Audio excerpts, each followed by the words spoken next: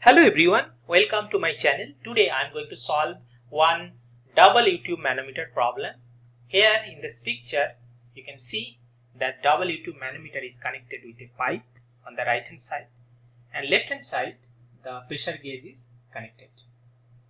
Now generally a U-tube manometer is used to connect U-tube filled with different fluid to measure pressure at the pipeline. Each fluid columns either add or subtract pressure depending on the direction of traversal. The governing equation traces a path from known pressure to the unknown pipe pressure. So finally, if I do the calculation, I will show you later that P pipe is equal to that P gauge plus minus summation of the PIGHI. So that's why it is plus minus 1.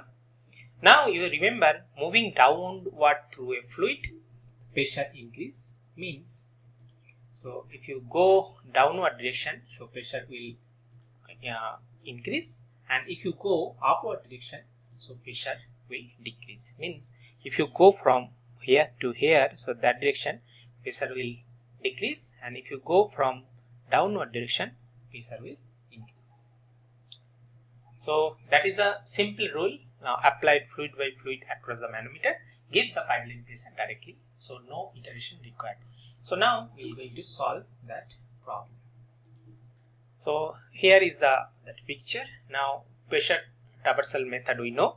So if we are going down, so we have to add rho GH, and if we are going up, so we have to subtract that minus rho GH. So that two things we have to remember. Another is, so if we draw any reference line, okay, so reference line, so pressure will be same as the same reference line for same fluid. So one fluid must be continuous. Like here I am drawing one reference line, so water is continuous, so pressure will be that point and that point will be the same. So that we have to remember. So first thing is that here you have to remember this going down, so plus rho GH, going up minus rho GH, and pressure will be same as same reference line for the same fluid. So that we have to remember.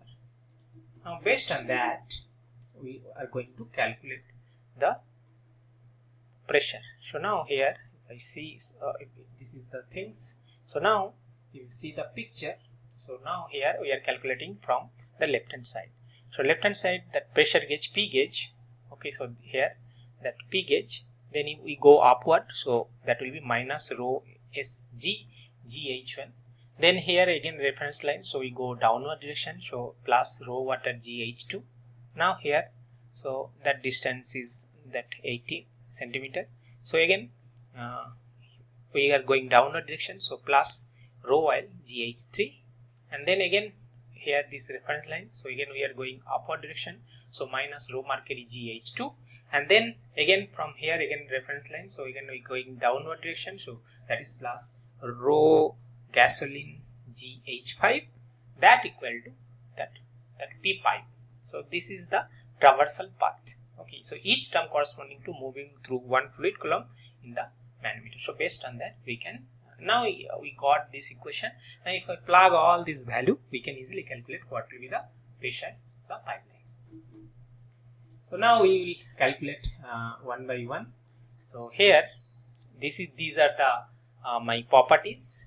Okay, so all properties I am giving that Python.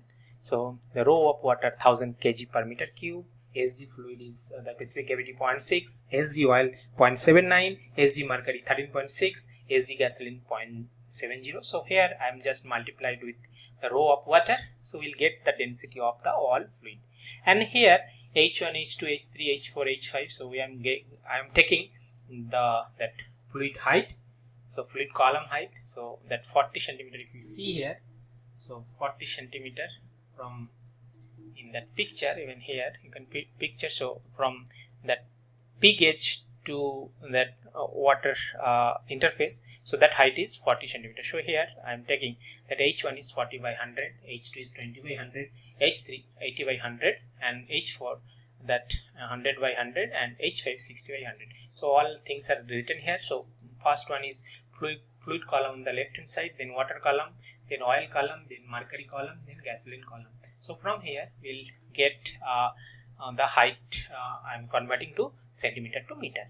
Now here already we have calculated that fluid, so we just print it out. Okay, and then P gauge is given, so that is 380 kilopascal. So from that we are converting kilopascal, so that is gauge pressure. So now we are converting gauge to absolute pressure. So we are adding that atmospheric pressure, so that is 101.325. So that we are adding here. If I don't add, so that will be gauge pressure or gauge pressure. Now based on that we are going to calculate the pressure.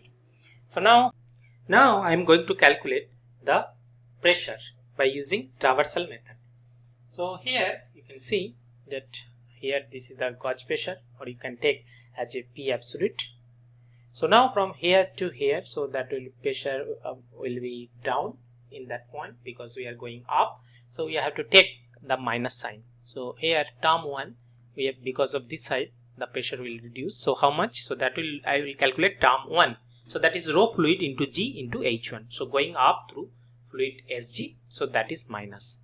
Now term 2, so now here we have to take the reference line. So here the pressure will be same. So now from, because of this water height, so we have some adding the pressure, so some pressure will add, so that will be term 2. Term 2 will be rho water into G into H2, so that is going down through water positive sign.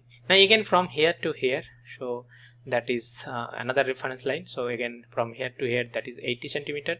Okay, so that term 3 will be rho oil into G into H3, that is going down through oil, so positive sign. Again from here we are going upward direction, so negative, so that will be minus rho mercury G into H4, so that is going up through mercury minus. And then from again here the reference line, so from here to here the pressure will increase, so that will be rho gasoline into G into H5, so going down through the gasoline positive signs.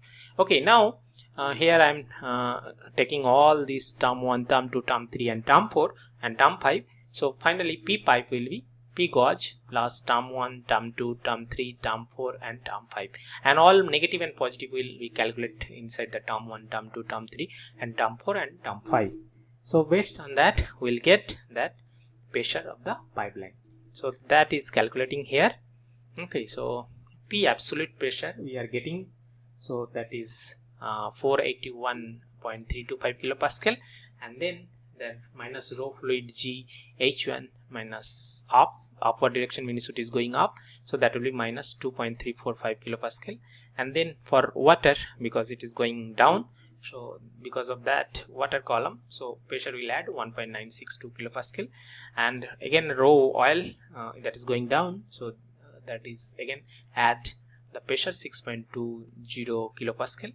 And mercury, if you see the picture, so mercury we have to go up, so that's why because of mercury pressure will decrease, so that is minus 133.416.